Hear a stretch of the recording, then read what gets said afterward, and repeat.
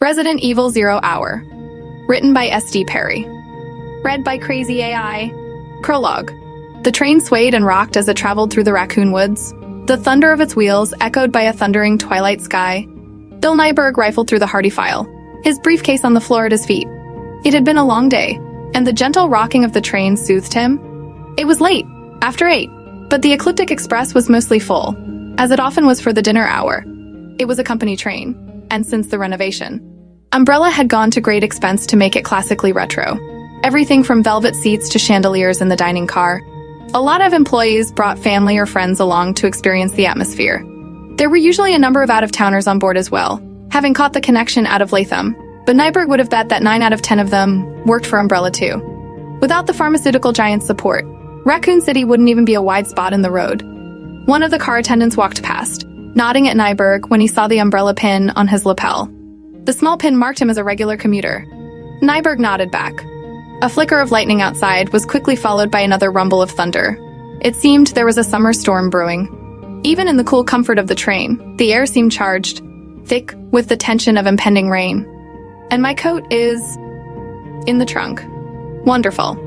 His car was at the far end of the station lot too. He'd be drenched before he got halfway across. Sighing, he returned his attention to the file, settling back into his seat. He'd already reviewed the material a number of times, but he wanted to be on top of every detail. A 10-year-old girl named Teresa Hardy had been involved in a clinical trial for a new pediatric heart medication, Valafin. As it turned out, the drug did exactly what it was supposed to do, but it also caused renal failure. And in Teresa Hardy's case, the damage had been severe. She'd survive, but would likely spend the rest of her life on dialysis, and the family's lawyer was seeking hefty damages. The case had to be settled quickly. The Hardy family kept quiet before they could drag their ailing, cherub-cheeked moppet in front of a media-packed courtroom, which was where Nyberg and his team came in. The trick was to offer just enough to make the family happy, but not so much as to encourage their lawyer. One of those strip mall, we don't get paid unless you get paid outfits, to get greedy. Nyberg had a knack for handling ambulance chasers. He'd have it settled before little Teresa got back from her first treatment. It was what Umbrella paid him for. Rain splattered loudly against the window, as though someone had thrown a bucket of water against the pane. Startled, Nyberg turned to look out, just as several dull thumps sounded on the train's roof. Terrific. Had to be a hailstorm or something. A crackle of lightning flickered across the thickening darkness, illuminating the small but steep hill that marked the deepest part of the forest. Nyberg looked up and saw a tall figure silhouetted against the trees at the crest of the hill, someone in a long coat or robe, the dark fabric rippling in the wind. The figure raised long arms to the raging sky, and the stutter of lightning was gone, plunging the strange, dramatic scene back into darkness. Nyberg began, and more water splashed across the glass, except it wasn't water. Because water didn't stick in great, dark clumps, water didn't ooze and break apart, revealing dozens of shining needle teeth. Nyberg blinked, not sure what he was seeing as someone started to scream at the other end of the car, a long, rising wail, as more of the dark, slug-like creatures, each the size of a man's fist, smashed against the window. The sound of hail on the roof went from a patter to a storm, the thunder of it drowning out the screamer, the screams of many now. Not hail. That's not hail. Hot panic shot through Nyberg's body, sending him to his feet. He made it to the aisle before the glass behind him shattered. Before glass all through the train was shattering, the high, jagged sound of it melding with the screams of terror, all of it nearly lost beneath the ongoing thunder of attack. As the lights went out, something cold and wet and very much alive landed on the back of his neck and began to feed. Chapter 1. The helicopter spun through the darkness over Raccoon Forest. Rebecca Chambers sat up straight, willing herself to look as calm as the men around her. The mood was solemn, as dark and clouded as the skies whipping past, all jokes and jabs left behind at the briefing. This wasn't a training exercise. 3 more people, hikers, had gone missing, in a forest as large as the one surrounding Raccoon. Not that unusual, but with the rash of savage murders that had terrorized the small city over the past several weeks, missing had taken on new meaning. Only a few days earlier, there'd been a 9th victim found, this one as ripped up and savaged as if it had been run through a meat grinder. People were being killed, savagely attacked by someone or something around the outskirts of the city, and the Raccoon police weren't getting anywhere. The city's chapter of STARS had finally been called in to investigate. Rebecca raised her chin slightly, a pulse of pride edging through her nervousness. Although her degree was in biochemistry, She'd been tapped as Bravo Team's field medic, joining the team less than a month earlier. My first mission. Which means I'd better not cock it up. She took a deep breath, letting it out slowly, working to keep her expression casual. Edward shot her an encouraging smile, and Sully leaned across the crowded cabin to reassuringly pat her leg. So much for looking cool. As smart as she was, as ready as she was to begin her career, she couldn't help her age, or the fact that she looked even younger. At 18, she was the youngest person to be accepted into the stars since its creation in 1967. And as the only female on Racoon's B team, everyone treated her like their kid sister. She sighed, smiling back at Edward, nodding at Sully. It wasn't so bad, having a handful of hard-ass big brothers watching out for her. As long as they understood she could take care of herself when the need arose. Think? She silently amended. It was her first assignment, after all, and though she was in good shape physically, her combat experience had been limited to video simulations and weekend missions. The Special Tactics and Rescue Service wanted her in their labs, eventually, but field time was mandatory, and she needed the experience. Anyway, they'd be sweeping the woods as a team. If they did run across the people or animals that had been attacking Racoon citizens, she'd have backup. There was a flicker of lightning to the north, close, the subsequent thunder lost to the drone of the copter. Rebecca leaned forward slightly, scanning the dark. It had been clear all day, the clouds rolling in just before sunset. They were definitely going to go home wet. At least it would be a warm rain. She supposed it could be a lot. Boom. She'd been so focused on the coming storm that for a crazed split second, she thought it was thunder. Even as the helicopter tipped wildly and dropped, a terrible rising, clattering whine filling the cabin, the floor vibrating beneath her boots. A hot smell of burned metal and ozone singed her nose. Lightning. What happened? Someone shouted. Enrico, riding shotgun. Engine failure. The pilot, Kevin Dooley, shouted back. Emergency landing. Rebecca grabbed a strut and held on, looked to the others so she wouldn't have to watch the trees rushing up at them. She saw the grim, determined set to Sully's jaw, Edward's clenched teeth, the look of anxiety shot between Richard and Forrest as they grabbed for struts or handholds on the shuddering wall. In the front, Enrico was shouting something else, something she couldn't make out over the scream of the dying engine. Rebecca closed her eyes for a beat, thought of her parents, and then the ride was too wild for her to think. The crack and crash of tree branches battering the helicopter too loud and jarring for her to do anything but hope. The copter spun out of control, whipping around in a tilting, sickening, lurching circle. It was over a second later, the silence so sudden and complete that she thought she'd gone deaf. All movement stopped. Then she heard the tick of metal, the strangled last gasp of the engine, and her own thundering heart, and realized that they were down. Kevin had done it, and without a single bounce. Everyone okay. Enrico Marini, their captain, was craned around in his seat. Rebecca added her own shaky nod to the chorus of affirmations. Nice flying, Kev, Forrest said, and there was another chorus. Rebecca couldn't have agreed more. Is the radio down? Enrico asked the pilot, who was tapping at controls and flipping switches. Looks like everything electrical is fried, Kevin said. It must have been lightning. We weren't struck directly, but it was close enough. Beacon, too? Can it be repaired? Enrico addressed it as an open question, looking at Richard, their communications officer. Richard in turn looked at Edward, who shrugged. Edward was the Bravo team's mechanic. I'll take a look, Edward said. But if Kev says the transmitter's toast, it's probably toast.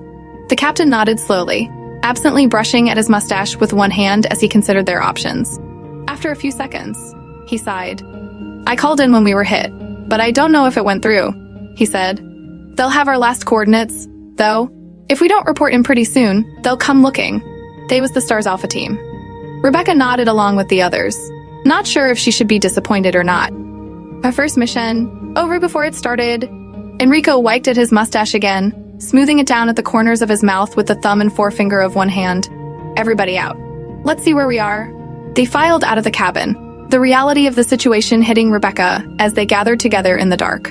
They were incredibly lucky to be alive. Struck by lightning. On our way to search for mad killers, no less, she thought, amazed at the very idea. Even if the mission was over, this was hands down the most exciting thing that had ever happened to her. The air was warm and heavy with impending rain, the shadows deep, small animals rustled through the underbrush. A pair of flashlights clicked on, the beams cutting through the dark as Enrico and Edward moved around the helicopter, examining the damage. Rebecca fished her own flashlight out of her bag, relieved that she hadn't forgotten to pack it.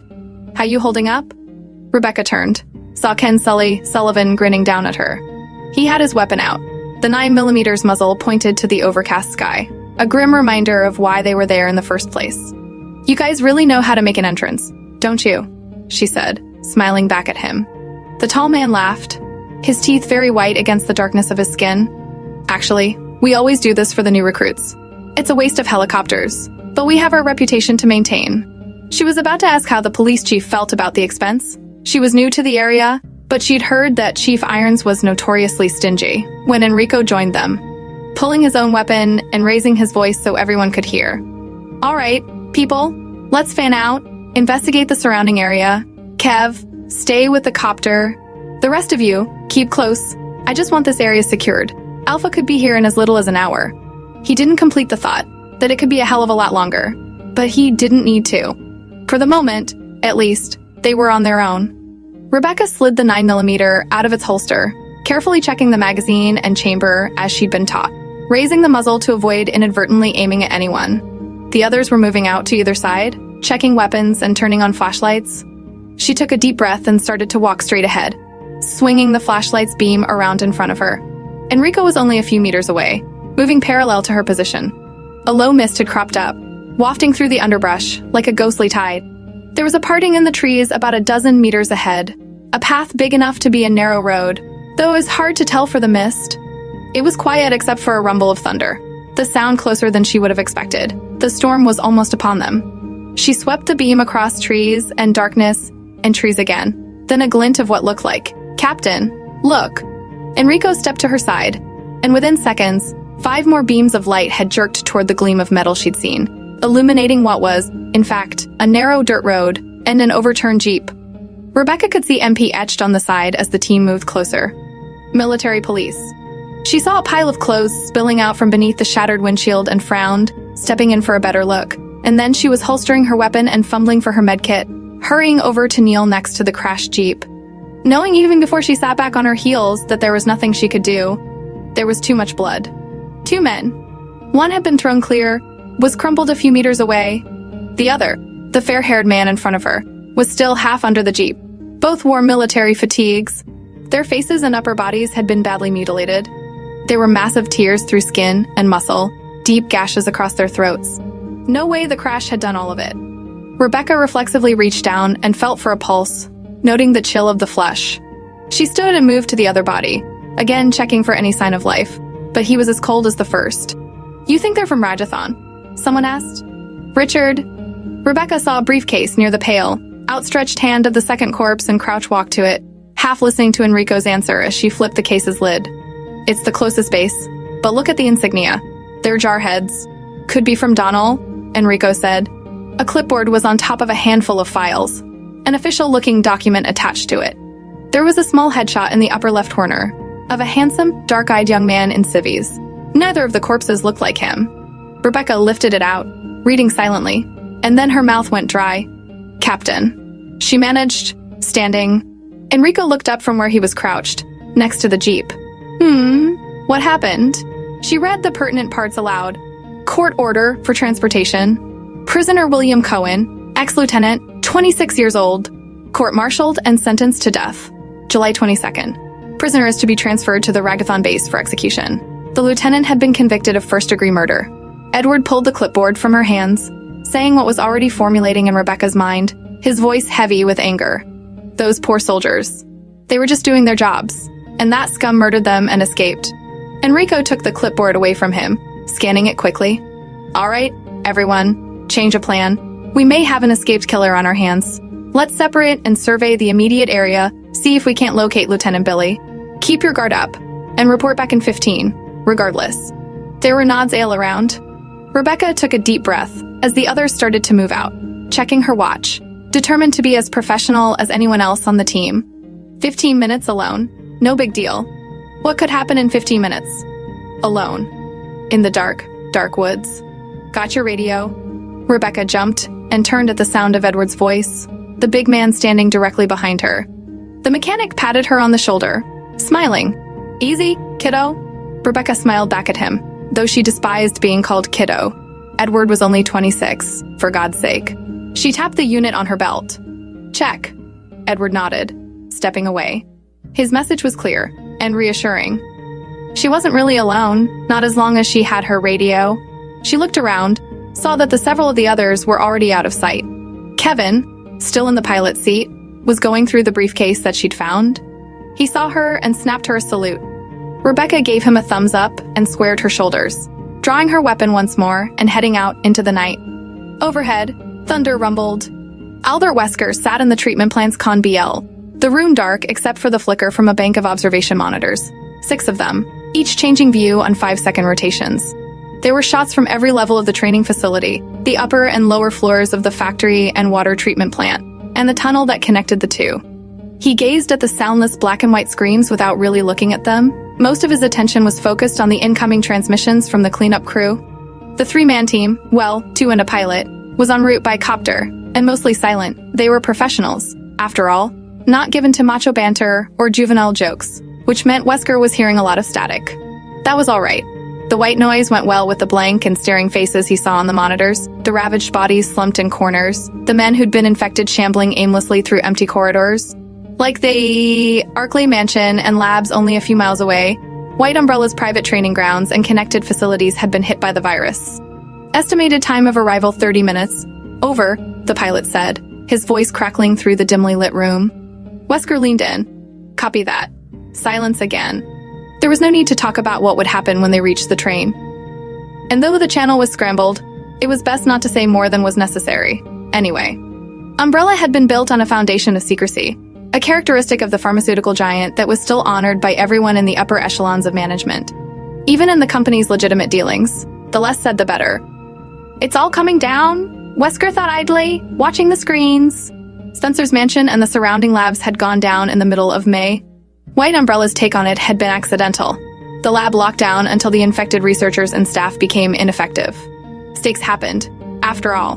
But the training facility nightmare that was still playing out in front of him had followed not a month later.